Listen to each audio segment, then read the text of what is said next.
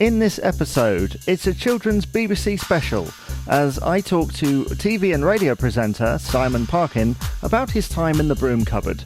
Then, I talk to Guy Lambert, former TV producer, about working for the BBC in the 2000s. That's all to come on the 90s and Noughties UK podcast, a podcast about UK pop culture of the 90s and 2000s. And if you'd like to get in contact with us, you can email 90esandnoughties at gmail.com. You can tweet us at 90SNNoughties UK on Twitter, or you can just go to the Facebook page, which is 90s and Noughties UK.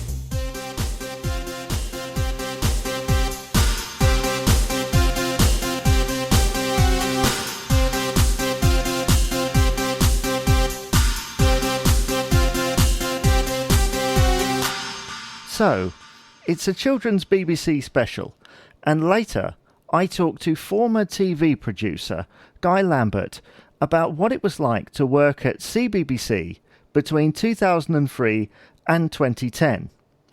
But first, this. I talk to Simon Parkin of Broom Cupboard fame about working at the BBC in that time and everything that he's done since then as well. Thank you for joining us today, Simon. Many people will remember you from your days at CBBC in the sort of late 80s, early 90s.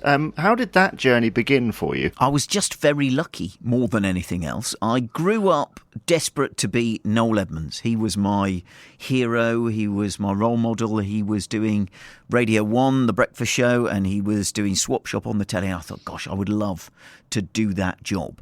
And so I saw radio as being the way in. And so I did hospital radio when I was still at school, and I did like mobile DJing and that kind of stuff. And there weren't so many radio stations back then as there are now. And I was sending off little tapes of my hospital radio shows to every radio station, all of the BBC ones, all of the commercial ones.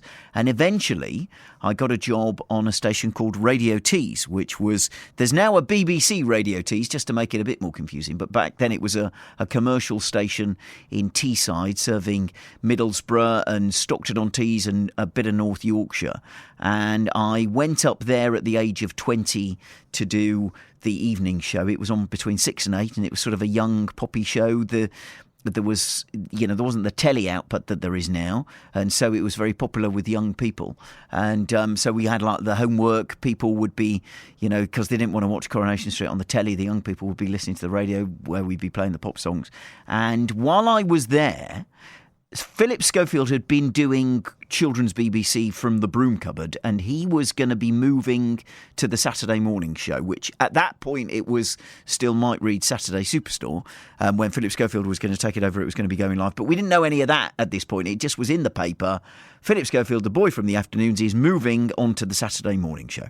And so there was a guy at my radio station. I used to do a programme that was on a Saturday morning at 9 o'clock. The bloke who was on between 6 and 9 in the morning, the breakfast show man, desperate to be on the telly. And I said, I've seen this thing in the paper. You should go for it. And he said, oh, no, I'm too tall. They won't want me. And he was like really proper miserable. And so I then said to the guy who came on after me, I was saying to Mark, he should go for this job at the Children's BBC. And the guy who was on after me, a fella called Andy Hollins, who now works in Hollywood, said to me, he said, well, no, you should go for it. And I said, yeah, but I've only been at Radio Tees for like 2 months. I've got a long way ahead of me. I don't want to go off and be on the telly. And he said, no, look, I auditioned for Children's BBC when Andy Crane auditioned, and Andy Crane got the job and I didn't, says Andy Hollins. So look, here's the name of the man to phone. And he wrote on a piece of paper, Pat Hubbard, and a telephone number. And I sat and looked at this telephone and I thought, I can't do anything with this. So I then sort of stayed at work for a couple of days and then got into trouble for doing something and had a really bad day and was thinking, oh God. And I thought, right, I'm going to phone this man. So I phoned this BBC number. And I literally just dialed the number that Andy Hollins had scrawled on the piece of paper. And the man, Pat Hubbard, answered the phone. And I said, "Oh, hello, I read in the paper about Philip Schofield leaving the afternoons, and I'd love to do that job." No, he said. "Well, that's absolutely not the case. That's not happening at all. We're not looking for anybody, but just tell me a little bit about yourself." So I said, "Well, I'm a local radio DJ. I've been working for a couple of months for this radio station." He said, "Well, when do you come to London?" And I said, "Well, I don't really ever come to London." And he said, "Well, when is your next day off?" And I said, "Well, Thursday." And he said, "Right, come to London on Thursday and come and meet me at Television Centre." So I put the phone on. Okay. So Thursday came and I got on a train and went to London. 4-hour train journey from Stockton-on-Tees to down to London, and got off the train and got on the tube and stood outside the iconic building that is Television Centre, and went to the reception and said, "Oh, I'm here to meet Pat Hubbard." "Yep, come on in." It signed me through, and then this fella called Pat Hubbard comes downstairs, shakes hands with me and says, "Right, come and have a look round." So he then showed me round Television Centre. Now, I'm just having the best day ever in the history of the world. And then he says, "Well, now, would you mind if I stuck you in a studio and see how you do?" And I said, "Absolutely not." And so he sat me in a studio, put an earpiece in my ear, clipped a microphone onto me, and he said, "Right, I'm going to go into the gallery. You just sit here, look at this camera." And then through the earpiece, clicked over, "Right, tell me a little bit about yourself." So I just chatted for a little while. And he then said, "Okay, that's fine." And then he came back into the studio, and we unplugged the mic. And as we walked out, he said, "I'm really sorry. That was awful of me. I should really have given you a bit of warning that I was going to audition you. But you were brilliant. Would you like to come and work here?" And literally, from having, 2 days ago phoned this man randomly, I was then told I had a job. And so I then came and did Children's BBC for the Christmas mornings for 2 weeks. And then I went back to the radio station again, and then came and did Children's BBC for the Easter holidays, and then came back again for the summer, and then just stayed for like 5 years. And it was just, I'm pretty sure, had I not phoned at that exact moment, I would never have got that opportunity, because I'm pretty sure had I phoned like an hour later, he might have been busy, he might not have answered his phone. Had I phoned an hour earlier, he might not have had lunch yet, and therefore might not have had some alcohol, and might not have been a bit merry, and thought, well, I'll just invite this guy down. And so that was it. So Children's BBC was just one of those, the most amazing lucky break. And also what was even more lucky is that when I started on Children's BBC, I wasn't very good, because I was young, I was inexperienced, I didn't know anything about telly. And thankfully, I was guided by the people who said, well, all right, well, look, we can help you with this and try this and do that and come back again. Whereas I could have just done the 2 weeks and been awful and never come back at all. And thankfully they said, okay, come back and let's see if we can, let's try something else and let's do this. And then it all sort of worked out. So that's how my Children's BBC job came about. Like you say, extremely lucky. Many people of a certain age have great memories of CBBC during that period, especially in the broom cupboard. Was it really self-operated? Yeah, it really genuinely was the little studio where the very deep voice of the BBC world. So we would share the space with the BBC One announcers, who would be going, now on BBC One, here's Alan Titchmarsh with Pebble Mill at 1. But they would be behind a caption or behind the globe that used to go round. And so Pat Hubbard, a couple of years before I came and joined Children's BBC, knew that there was a better way of putting out the children's programmes than the BBC were doing. But he had no budget and he had no team as such to speak of to get a programme together. So he said, right, well, if we bolt a camera onto the side of the monitor stack in the BBC continuity studio, which is like a little tiny radio studio where they had the faders that put up the sound and the pictures, and the monitor stack was all of the different TVs, so you can see all of the different sources. And they fixed a camera, and because it was bolted on, you didn't need a cameraman. And the camera then was just a button on the desk, and so instead of cutting up the BBC Globe or a slide saying, what's on BBC Two at the minute, you could cut up a camera, and then they could do it with Philip Schofield, just one presenter, who would be working in the office, answering the mail, going through the post. They had a secretary called Doreen, who was there for pretty much all of children's BBC's life, and one producer. And they then put it on air, and it just became this lovely, because it was quite simple, because it was quite straightforward, because, you could send a letter in or a drawing and it would be on telly the day after tomorrow. It just became this very inclusive, nice club, and the ratings were phenomenal. And when I was there, we had, as Children's BBC finished, Neighbours started. So we would finish at 5:30 and then Neighbours would start. And Neighbours was getting something like 12 million viewers. So 12 million viewers would accidentally tune in for the last bit of Children's BBC because they wanted to watch Neighbours. And so we were getting, no TV show on terrestrial television, on ITV or the BBC now, gets 12 million viewers, not even your X Factors, your Strictlys. They get sort of 8 or 9 million and go, wow, this is great. We were accidentally getting 12, and it was just such a phenomenal success. And thankfully, because it was so, it was simple and it was straightforward and it was, it was just fun. Little 10 seconds of fun. People, like you say, have a very fond memory of it, which is, really lovely. And so many people that still come up to me and go, oh, gosh, Children's BBC. It's nice. It's never, we used to hate that. Because it just, what was there to hate? It was just this lovely little kind of, funny little broom cupboard. You also did But First This, which was like the summer replacement and at Christmas and stuff, wasn't it? Yeah, we used to. Children's BBC was originally just the afternoons, and then they extended it to the mornings. So initially it was Philip Schofield would have been doing around Play School, which would have been the preschool programme that was always on at 10 o'clock in the morning on BBC One every day forever. And so they then did birthday cards around that, and then they said, right, well, when it's the Easter holidays and the summer holidays, we'll do like a 3-hour programme. And so But First This was the name of the first big kind of output that they did. And Andy Crane did that. And while he did that, I then went and did the broom cupboard for 3 months while he was doing that. And then we did a similar thing on a Sunday morning, which we called Now on 2, and then it became called CBBC 2. And so there were all of these. Children's BBC became a massive operation. From one Philip Schofield doing the afternoons, it suddenly became, right, we need a someone here and a someone there. And that's when, Andy Crane came in and I came in and Andy Peters came in and Philippa Forrester came in. And so it was I was there at a brilliant time when there was enough TV viewers to make it, a kind of seem like a big TV show. And we had access to all of the pop stars because they wanted to be singing their songs on the telly. So we had your Kylies and your Jasons and all of the, the Stock Aitken and Waterman of that era would come on our show. And BFT on the mornings, we were allowed to broadcast from the roof of Television Centre. So we could get these, big pop groups. We could fit them in a way that we couldn't in the little titchy studio that we were broadcasting from. And so it was just a fantastic time to be part of the BBC, full stop, but also the evolution of Children's BBC. Now, of course, a whole TV channel. Yes, and you've actually joined in on a lot of the anniversary celebrations when they've done those, haven't you? Well, thankfully, they've asked me back, which is lovely. The last one was 30 years. Whether or not there'll be a 40-year, who's to say?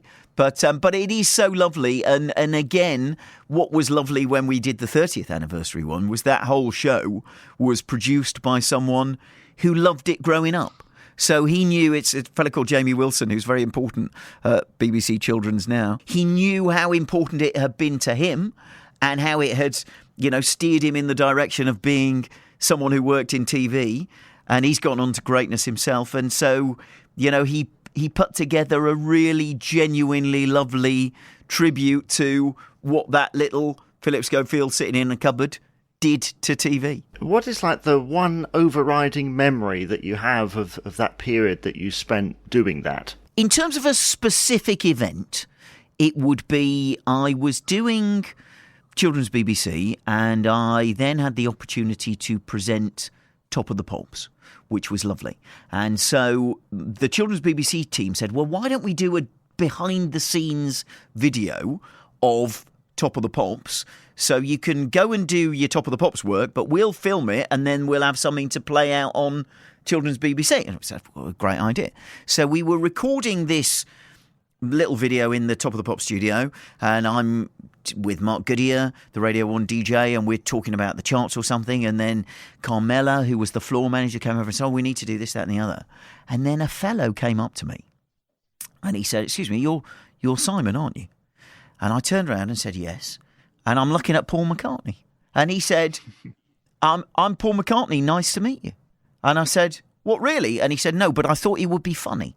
And then we had a lovely chat, and I was gobsmacked. You know, when you kind of think, oh my God, this is Paul McCartney. He knows who I am. He's talking to me. And I must have been a gibbering idiot. And all of this was filmed for this behind-the-scenes thing, so that was lovely. And then Paul McCartney was there because he was doing a bit of Top of the Pops. He was also doing an interview on The Ozone, which was part of Children's BBC's output. And so that was going to be done in the Blue Peter Garden. So I then took Paul McCartney to the Blue Peter Garden. Oh, come on, Paul, let me show you the way. And chatted to Paul McCartney as we went to the Blue Peter Garden. He then did the interview with Andy Crane. And then I said, oh, Paul, I'll show you the way back. So then there's me and Paul McCartney, and Linda was there. And we're then walking back to Television Centre. Oh, right, here we go. That's Top of the Pop studio. And then my dad came to see the show. He came to watch Top of the Pops being broadcast.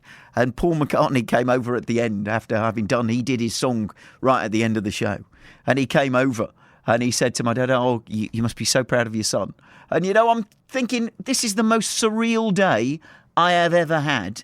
That, you know, all because of my job on Children's BBC, one of the most famous men in the world, one of the Beatles, is chatting to me. I'm spending all of this quality time with him and he's talking to my dad. And so that's the one day that sticks out. I mean, every day at working at Television Centre was a lovely day.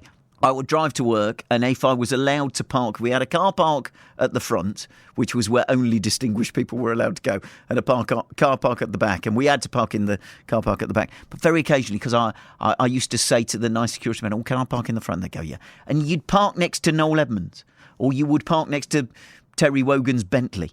And you would go into Television Centre and you would literally walk down the corridors and you could go into all of the studios and nobody ever stopped you. There was no security or anything like that. Obviously, there was security to get in the building in the first place.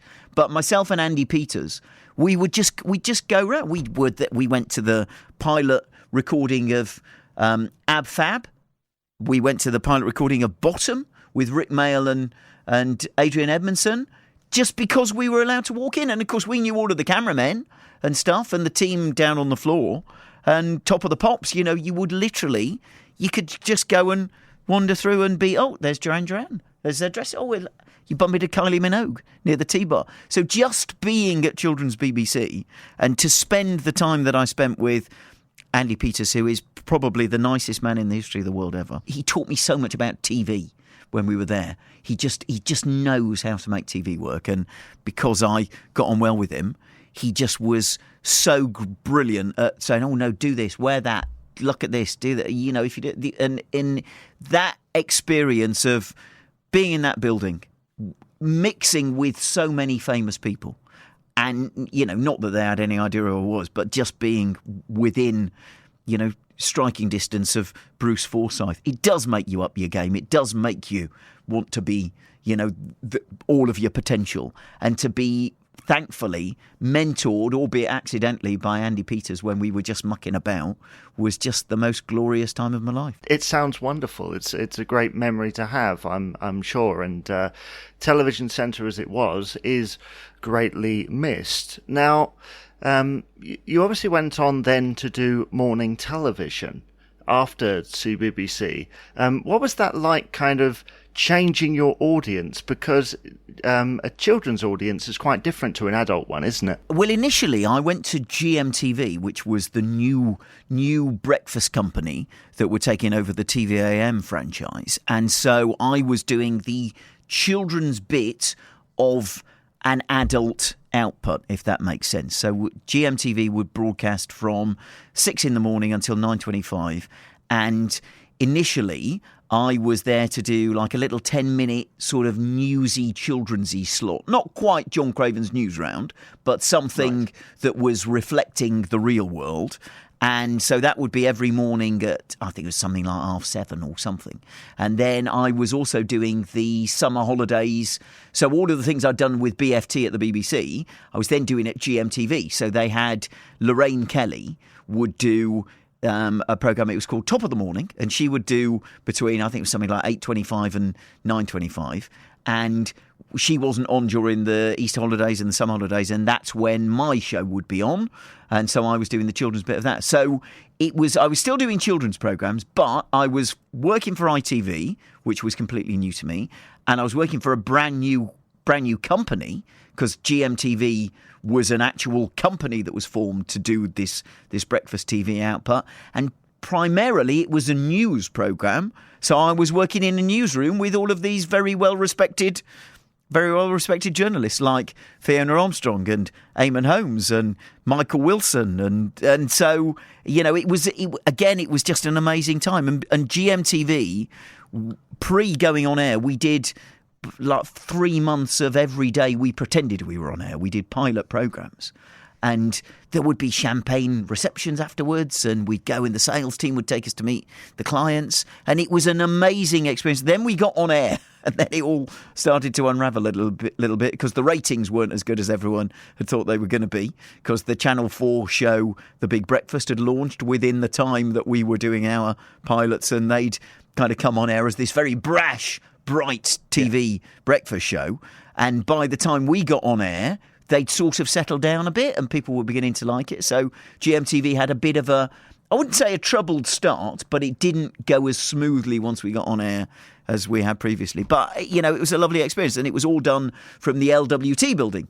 So, again, an iconic building where they'd done Game for a Laugh, and they'd done all of these massive shows, Beatles About and Cilla Black, Surprise, Surprise, and Blind Date was all done there. And, that's on the South Bank. That's where the Ant and Dec show, where, up to last year, when they used to do we're going to abseil down the side of this tall building. It was that building. Beautiful bit of London as well, just by the river. And so, again, I was on a crest of a wave. They paid loads of money as well. So, I went from the BBC to ITV, and that was all good.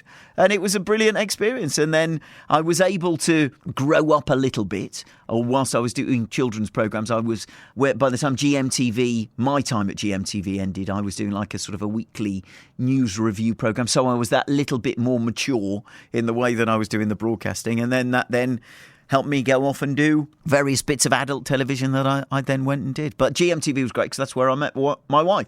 So, the lovely experience that I had at Children's BBC, because it was just such a fun time. When I then went to GMTV, it was equally as good. And then that shaped the rest of my life, because my wife and I are still together. And, every time I go down to London and go past the South Bank, I look at that lovely building and think, that's where I met my wife. So, all lovely. And eventually you ended up at Meridian doing the weather. How did you end up doing the weather?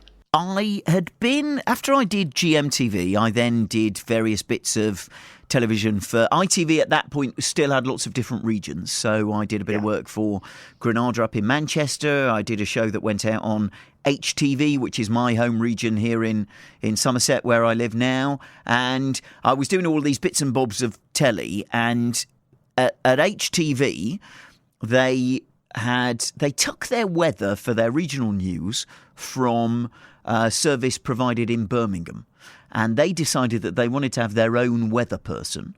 And so, because I was doing stuff at HTV, I said to the people at HTV, you're looking for this weather person.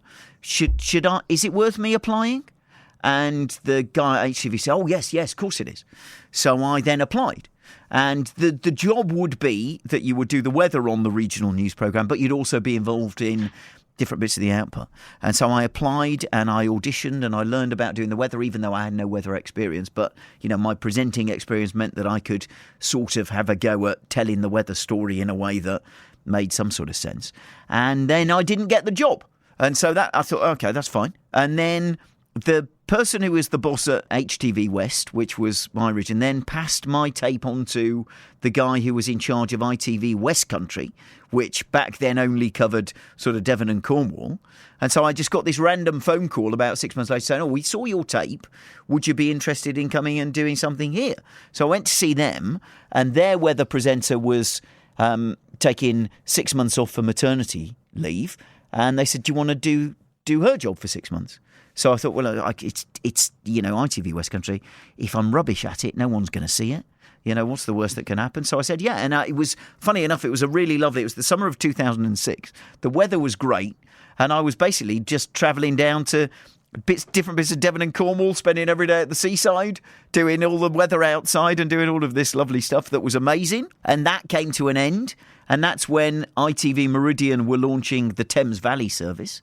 And so they said, well, do you want to come and do that here? And so that's what I did. And that then meant 11 years staying at ITV Meridian, which eventually meant that there was various incarnations. ITV did lots of the network shrank, the region shrank. So the ITV West Country that I worked in the first place was then absorbed into ITV West, and that's now one big ITV West Country region. When I joined Meridian, there was a Meridian East that served Kent and East Sussex, and there was a Meridian West that covered Dorset and Hampshire, and then there was a Thames Valley that covered Oxfordshire and a bit of Wiltshire. And so then all of that was absorbed into one big programme, and I was lucky enough to be kept on.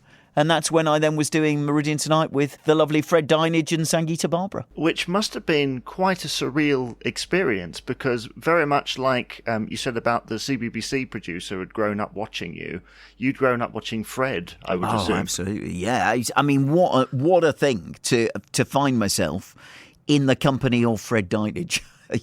And we shared a dressing room. And so Fred and I were, we were just so physically close. But also of course, we'd have chats about, oh, God, I'm really cheesed off about this today, and, real life stuff. And he was there for some really serious moments in my life that he was the person that I spoke to while we were powdering our noses with Max Factor makeup, and that kind of the oddness. But, a lovelier man you could not wish to meet. And gosh, when I was there, he celebrated 50 years with ITV. What an incredible achievement. And, he's still there now. His hair has never changed, which I think we need to look into a little bit further. But, like I say, a lovelier man you could not wish to meet. And I feel so privileged and lucky. And again, my whole life has been this series of lucky breaks. But, to look back and think, wow, I did that and that and that. And then, I used to share a dressing room with Fred Dinage, I could go now and be happy. He used to call you Simon Perky Parkin, if I remember rightly. He did, yes, much to the disapproval of many viewers who didn't like the nickname. I could take it either way, personally. That's, yes. Lovely man. Yes. So what are you up to these days? You left Meridian some time ago. What are you up to now? Well, all through the time that I was working at Meridian, I was living in Somerset. So when my wife and I had our first child, we moved out of London, and then we moved even further out of London and ended up in Somerset. So I think we've been here now for, 23, 24 years or something now, a very long time. So I always did lots of massive commutes. So when I joined ITV West Country, I was driving from Somerset down to Plymouth, which is where we did that every day.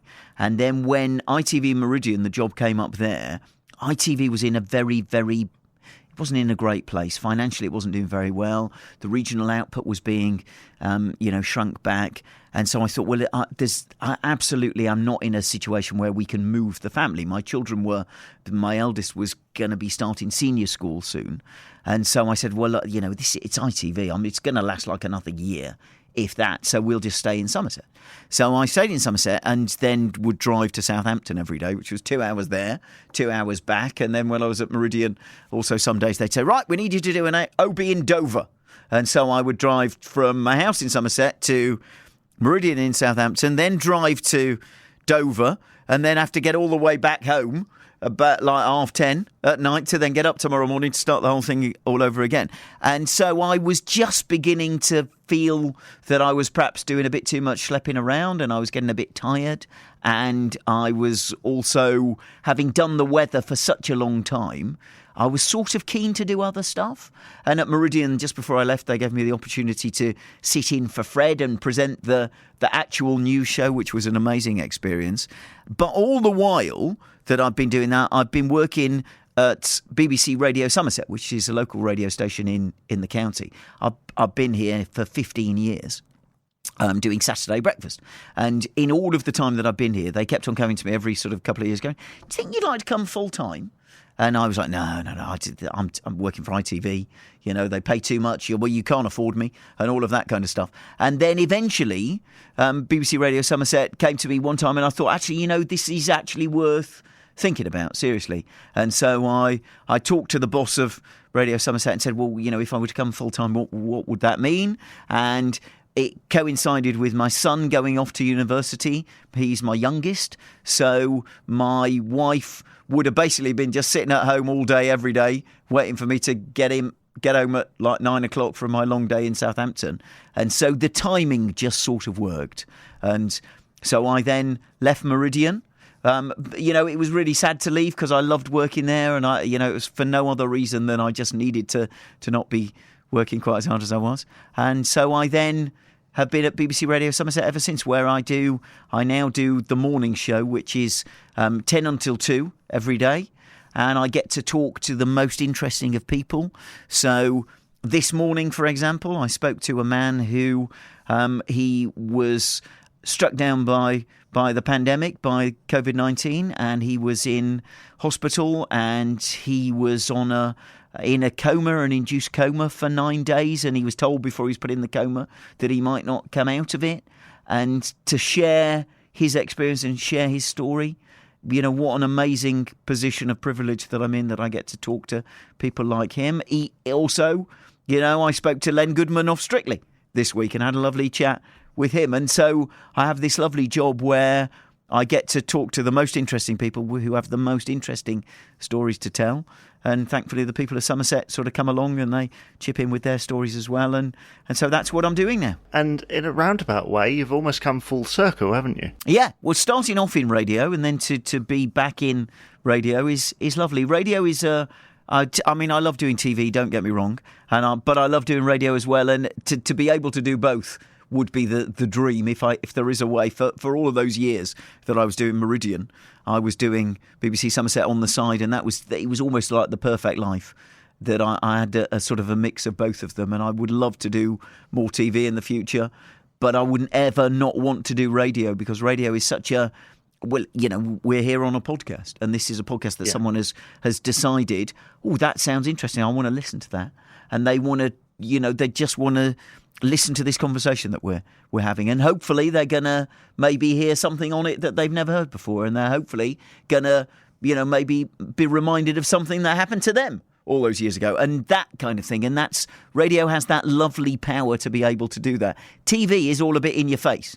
You know, they say, we're talking about carrots, and they show you a picture of a carrot, so you don't even have to imagine what a carrot looks like. Whereas with the radio, everything is imagination. And so, you know, it's such a lovely medium to be able to play with. So, you know, I'm absolutely blessed, like I say, firstly, that I'm still getting away with being allowed to broadcast. Secondly, by an organisation like the BBC, they still trust me. And, you know, thirdly, that I've had the career that I've had, and, you know, long may it continue. Yes, indeed. And as you say, the magic of radio. And I'd like to say thank you very much for appearing on the podcast today. It's been great to talk to you and find out lots of questions that have been in my mind for a long time. Always wanted to talk to you. So thank you for allowing me to do that. And all the best for the future. Oh, thank you. An absolute pleasure. And thank you ever so much for asking. It was really lovely for you to say, do you want to come on and talk about this? And I've had a lovely chat. Thank you. TV and radio presenter Simon Parkin talking to me, Jamie Dyer, about his days in the broom cupboard and everything that he has done since on the 90s and Noughties UK podcast. This is a CBBC or Children's BBC special, and now I present to you an interview that I recently did with Guy Lambert, former TV producer who worked at CBBC between 2003 and 2010. And I was delighted to get this interview. The first question that I asked him was, how did he get the job at the BBC? And this was his reply. I basically had always wanted to work at the BBC, and it'd always been my dream to go there and be a producer. I had never really thought about doing children's stuff. I love children's TV, and I grew up with Blue Peter and or Biker Grove and Grange Hill and all those sort of things. My passion for children's TV was unleashed when a friend of mine asked me to join him on a Disney show, which I did for a couple of months, which was continuity for the Disney Channel in the mornings. And we had a puppet dinosaur doing it, and he was linking into shows and doing all the continuity business, you know, coming up next is this, and at 10 o'clock is this, and all this sort of thing. Then suddenly I saw this job advertised on the BBC website for a CBBC continuity person. I just thought, why not? You know, just give it a go. And I applied. In those days, it was a massively long form. Did the form, talked all about this Disney project, got an interview, and then got the job. I mean, it was literally like, it sounds like it was out of the blue, but I had been working in TV for about a good 6 years. So it wasn't completely like out of the blue. I didn't like walk into it, but it was as simple as that, which is, you know, that's the story. From what I remember, CBBC continuity was pretty much off screen at that point, wasn't it? No, at that point it had been on because this was 2003. So it had been on screen for quite a while, actually, at that point. I think a lot of the CBBC channel stuff very probably was off screen, because certainly when I joined, there was a lot of voiceover stuff going on, and particularly like you know, in the mornings on the channel, there was a lot of that. No, at that point, it was an enormous operation. They had 3 studios at that point. I mean, considering where it had come from, like, I know you've been talking to Simon Parkin, and when he was doing it, it was literally a tiny room. It had exploded into a studio for the CBBC channel and another studio for BBC One. In the years I was there, there was a third studio that came along to do lots of stuff for BBC Two. So it very much became very on screen and live, a lot of it as well. Yeah, that must have been some pressure being live. I mean, give us a little bit of a snapshot as to what your role is during all this. It depended, the extent of it and the amount of it depended on what you were doing. So if you were doing the CBBC channel, for example, a lot of the links were very short, or they were just like voiceovers or whatever. Or you'd have an ongoing kind of, not theme, but like maybe there was a send-in during the afternoon. From 2003 to 2010, I was there. From 2003 to 2006, it was very much on BBC Two, BBC One, and the CBBC channel. BBC One was thought about as a big BBC One event. So that's why on BBC One we had Andrew Hayden-Smith and Angelica Bell. We had much more what were considered BBC One type presenters. And Angelica and Andrew would never do CBBC channel. It was very distinct. And as a consequence, it had a very different feel. So on BBC One, you were much more about creating that event, creating a sense of you are home from school and this is the best like entertainment show that you'll watch. So we would have a lot more guests, people from Neighbours, pop stars, people. It was very much a one show type philosophy, I suppose, in that respect. So your job as a producer was to oversee those links between the shows, and how long you had for those links depended on all sorts of different things.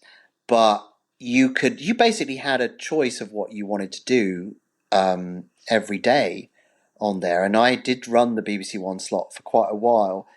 And it was an exciting opportunity to go, okay, let's put some regular features in there, like regular competitions.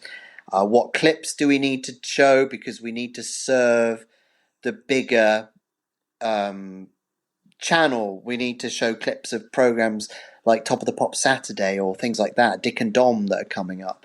So a lot of it was very much a mixture of imagination and creativity freedom to do what you wanted, but all within the framework of promoting CBBC and promoting the shows.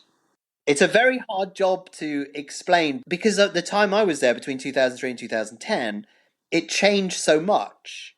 You know, it went from being Andrew Hayden Smith, Angelica Bell, Simon Grant, Jake Humphrey, into Ed and Oucho, into Ian and Hacker. It evolved and its function changed quite drastically sort of midway through, and it became much more about comedy and entertainment than it did presenter-led one show type situations, if that makes sense. It was a very clear division between 2003 to 2006 and 2007 to 2010. Yeah, because certainly in more recent times, in that latter bracket, you had more puppets, didn't you?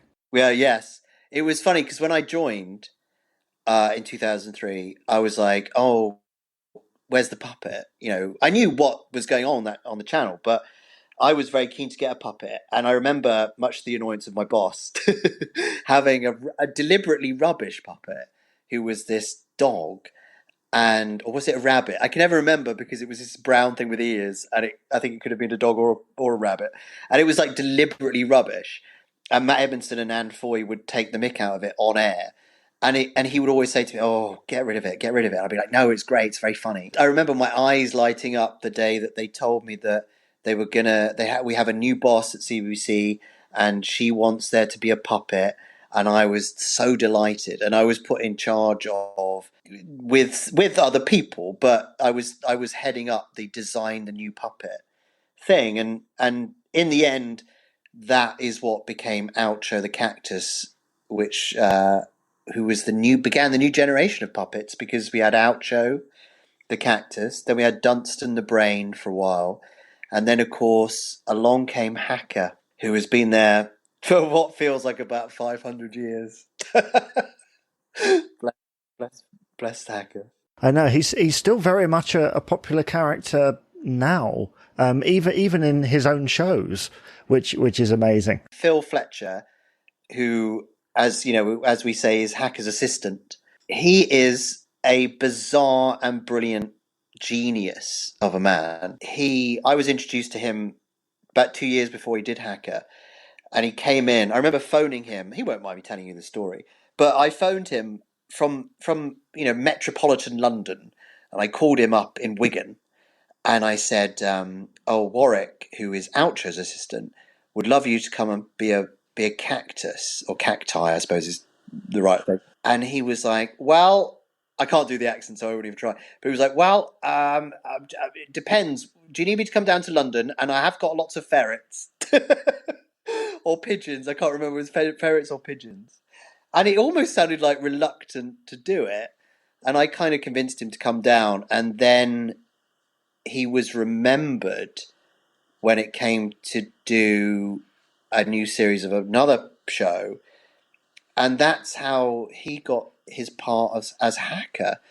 But what a lot of people don't know about Hacker is when he came and he joined with Ian, the remit was that the dog should not talk. And so Hacker's role was to literally sort of mumble things like like that, and look at cameras and occasionally bark. And I used to get into terrible trouble because I'd write him dialogue and it would be crossed out in meetings and just have like woof written instead. And I pushed it so that he would talk more, which didn't make me very popular. But then as soon as they realised that Phil is brilliant, Hacker just became Phil, really. This mad comedy genius who is the most entertaining man you'll ever meet. Yeah, it always looks very, he's always a very entertaining character, and I almost term him as like the modern day Roland Rat. Yeah. That's sort of the vibe that I get whenever I see him on whatever program he does now. Was there anything that you wrote down or anything that was kind of planned and then kiboshed at the last minute? Almost nothing ever, which actually wasn't necessarily a good lesson for a young producer. I had bosses that were incredibly tolerant, incredibly allowing of creativity. I was so fortunate that for the vast majority of my time there, my bosses, I wouldn't say let me do what I wanted, because they would always keep an eye and be like, well, maybe that line is going a little bit too far. And I would go, yeah, you're right. I've kind of, you have to operate within a certain framework. Um, I do remember once not being allowed to do a Prince Charles thing, but I don't, and I remember that really stood out as the only time my boss ever said to me, "I am not going to allow you to do that." And I was like, "Why?" And there was some sort of sensitivity at the time about something that had happened with the Queen and the BBC, and I can't remember the details, but it was around about 2008, and something had happened. And he said, "Look, this is just an area, you don't. This is going to cause issues."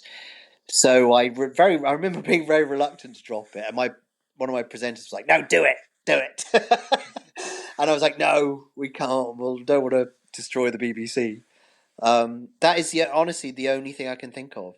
My other question was there anything you tried and then afterwards went, no, that was terrible? Oh yes, all the time. But that's what made it so good, because when I did Ed and Out Show, for example, every afternoon on CBBC we were live from about 3:25 to 6:30, and then we had our pre-recorded final link at 7. So often you were doing probably about 20 to 25 minutes, maybe sometimes 30 minutes a day of live telly.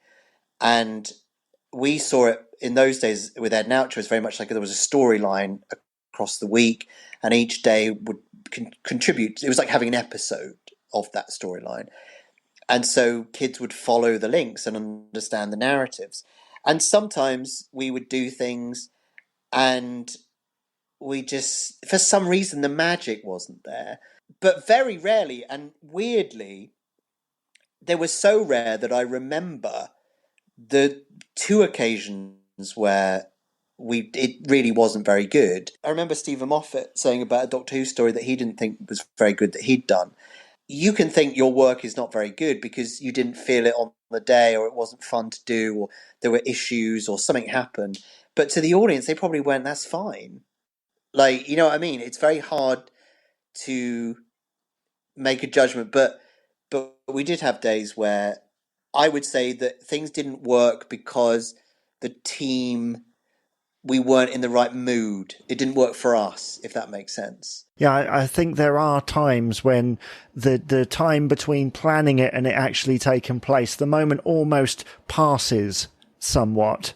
You feel like maybe it doesn't really fly too much anymore. Yeah, well, because with Ed and Oucho, we would plan it. We would always work 2 days ahead. So Monday morning, we would go in and be planning what we were doing on Wednesday. So we worked that so we could get the props ready, and we, costumes and book guests or whatever. Gave ourselves time. And sometimes the energy you have in a brainstorm where you go, "Oh, we should do this. It'd be really funny if this happened, and he could do this and he could do that." And then you'd cast it and you get the props and stuff, and just sometimes it wasn't quite as good as you imagined. And sometimes you'd run with that and make a thing of that or change something. And sometimes you were just like, "Oh, this isn't going to be great." And it's very hard when everyone in a room knows it's not going to be good, because it's very hard to go, "Come on, everyone." It's so hard. But that is part of your job, talking about the job of a producer.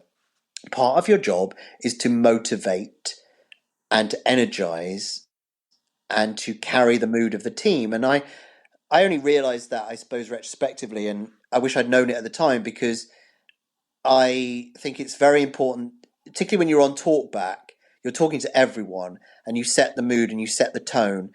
And my number one tone would always be, we're all going to try our damnedest to make this as good as we can. And I would be relentless. And sometimes I feel quite borderline, not bullying, that's not the right word, but borderline, yeah, I don't know what the word is, probably a bit out of order. Not horribly, but you know what I mean? Just a bit too much and a bit too keen, but always with the idea that what we have to do is deliver the best thing for the kids, because I always said to presenters that for me, when you're a kid and you run home from school and you put the telly on and it's your savior, you could have had the worst day at school ever. You could live in the worst place ever, but we were the escape, and it was our job to be brilliant. And I would not accept half-assed, half-hearted stuff. I just would I would drive people mad. I'm sure people hated me because of it, but I was driven by that rule that everything we did had to be as good as we could make it. Yeah, I know exactly what you mean, because I felt that I was always, I mean, I could admit now, I was always the one that watched the other side. I was the person that, You swine. yeah, I watched the other side. But the thing is, when you joined, the market on the other side sort of fell out, and funding started to be reduced. Yes, which we were very aware of, because around about 2006, 2007, suddenly everything on Disney, Nickelodeon, and CITV either vanished completely or started to. We were very aware of.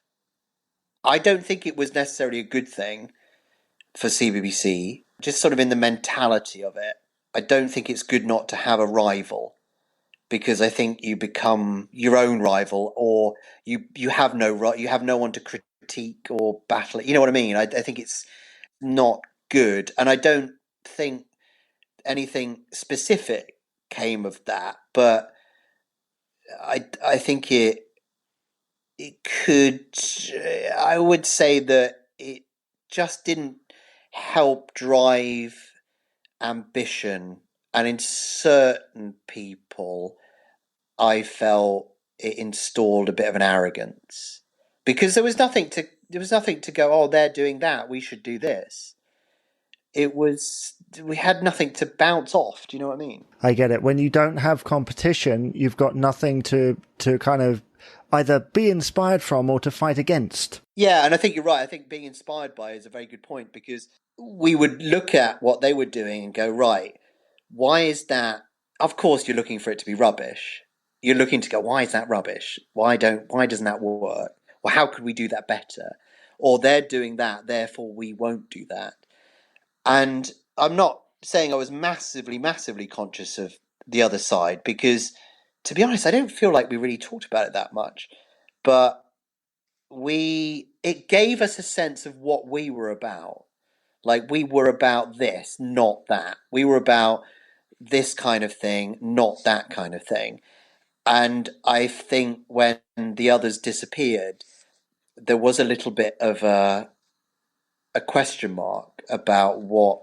And it also elevated CBBC to a level where it became representative of all children's television, which is a hell of a responsibility, and I think puts it under the microscope in a way that's unfair, because you can't say, oh, well, all right, we made this show and maybe it's not great, but look at what they're doing with the same money. There was nothing to compare it to, and I think that can be a bit unfair, really. When you look back at your time working at the BBC, what's like the one thing that stands out to you? I would say opportunity.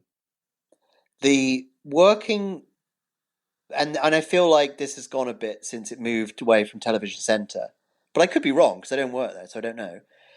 But the greatest thing about working for the BBC at that time in Television Centre was that sense of magic and opportunity, that you could walk past Jonathan Ross in a corridor. You could go to the BBC canteen and see other shows, other people doing things. You had a sense that there was a bigger picture, and it would make you want to be ambitious, because it would inspire you to go, oh, I want to be with them. Like, I always wanted to do Blue Peter, and when I joined, they were like, yeah, logically your path would be to go and do Blue Peter and other things, and you'd be part of the BBC, for life kind of thing. That was the philosophy back then in 2003, which had completely changed by 2010, because then the BBC was this magical. It was just magical. It was just like you just felt like you were in the best place, and you had the ability and the opportunity and the resources to make the best thing you could. And yeah, that's my memory of it, really. I don't know what the word is that sums it up. Opportunity, I suppose. It's funny you should say all of that, because that's exactly what, almost word for word, exactly what Simon Parkin said. Really? Yes. How bizarre. Almost exactly. He said something very much on the same level, the walking past all these famous people and the aspirational thing. Yeah, he said pretty much the same thing. So I think that says more about the television centre and the attitude of the BBC at that particular moment in time than anything else. That's fascinating. What are you up to these days? Well, as we speak, we're obviously in the midst of coming, whatever point we are at with this coronavirus lark. So after I left the BBC, I did a variety of different things, a lot of children's stuff. I did a really good children's short film, lots of casting. And then the children's industry really kind of just started dying away again, which was a shame. Then I became a talent agent. Did that for nearly 3 years, and that was really exciting. And to be honest, I got to the point at the end of 2018 where I was like, I've been in this business for 20 years. I'm really quite tired.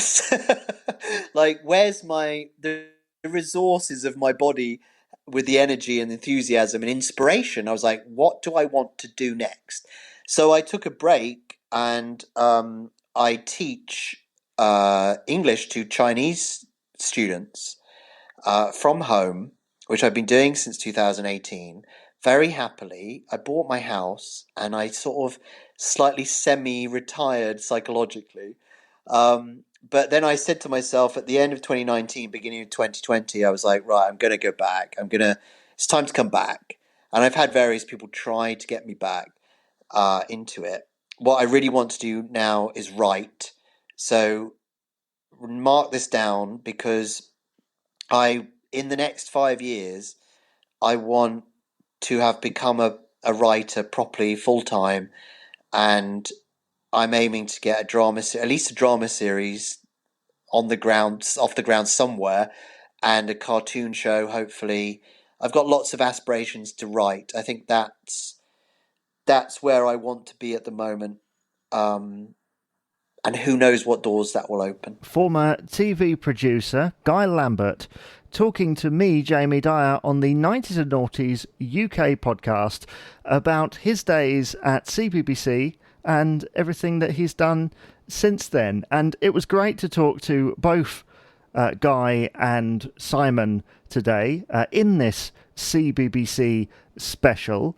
And I should say that every week isn't like this. If you're just tuning in, we have specials occasionally based around one thing, and then others it'll be a range of different subjects. Now, next week is a 90s and Noughties roundtable based around the band Five. We're going to be looking at the album Invincible with a group of five fans. So I very much look forward to sharing that with you. I've been recording those over the past month or so, and I'm not sure what is going to be the second segment in that episode, so you're going to have to stay tuned to find out what that is. But if you've got any suggestions for future subjects or topics that we can cover on this podcast, anything 90s and Noughties UK specifically, so perhaps you remember watching Newsround on an afternoon, or maybe you used to watch CD UK, or perhaps you bought the latest Adam Rickett single back in 1999. Perhaps you remember SMTV Live, or maybe you went to a gig in the 90s? Maybe you saw Bewitched live or Steps or S Club or any of those. Whatever it may be, I'd love to hear from you. But first, I'd like to say thank you very much for listening to this edition of the 90s and Noughties UK podcast, a podcast on UK pop culture from the 90s and 2000s. Yes, indeed. This has been Jamie Dyer, and if you'd like to get in contact with the podcast, you can. You can email 90esNoughties at gmail.com. You can also go onto Twitter and tweet us at 90s_Noughties UK, or you can go to the Facebook page, which is just simply 90s and Noughties UK. Thank you once again for listening, and bye-bye for now.